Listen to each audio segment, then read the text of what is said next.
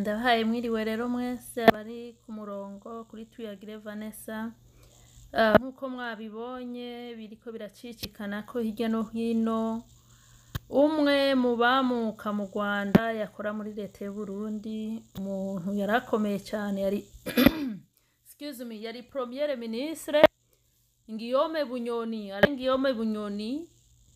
Rero nkuko mubizi umugambi wari wo kwica president w'u Burundi Evariste, ariko president w'u Burundi n'abarundi bose bifuza demokrasi yama bakaba batesheje ubuhambi.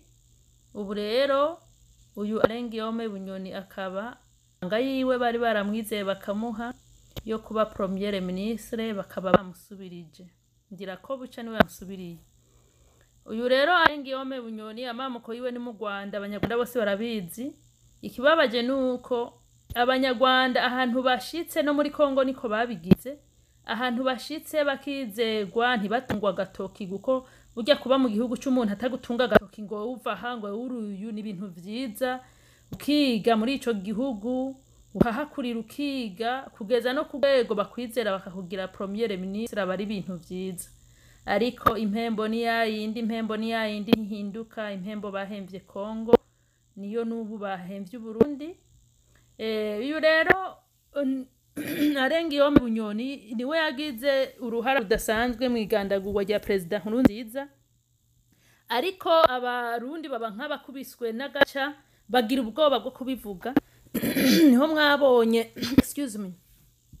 niho mwabonye imbere n'umwaka utarako turizihiza independence y'u Burundi, n'umwaka utarahera mwarabonye yuko uyu Bunyoni yaciye atumira umuntu uzeye w'u Rwanda, nimba yari umuvugizi w'imigenderanire ntumbaze, muravyibuka ko yaje ikimenyetso cyuko kumwe bahora bavuga ati u Burundi vyanka vyakunda zobuteranye n'u Rwanda, bariko batanga sinyare yo muri kazoza. Ubwo rero ngo yari yiteguriye kuba president, n'umugore bahora bagenda barirata yuko beretswe ibidasanzwe n'Imana ikuzimu ko bagiye kuzoba abayobozi bakomeye cyane mu gihugu cy'u Burundi.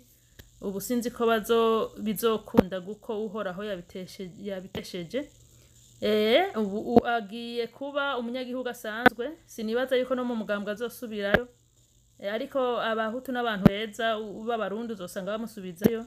Mugabo gusa iciza nuko dushima Imana kuno munsi uhoraho yakoze ibitangaza, akaba uyu mugabo umwicanyi wa mbere twari dufise mu Burundi, the king of mafia, akaba yavanywe ku butegetsi. Ni inkuru nziza ku barundi bose n'abandi bose bifuza amahoro y'akarere, bifuza amahoro y'abarundi, amahoro muri Afrika. Ni inkuru nziza idasanzwe.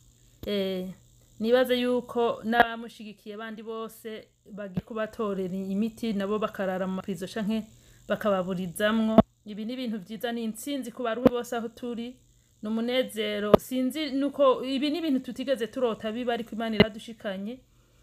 Twese rero dushime ko uhora haduteye iteka nk'iri, n'abandi Banyarwanda bari mu Burundi bategere. Mugire mwese ibihe vyiza, naho akagaruka.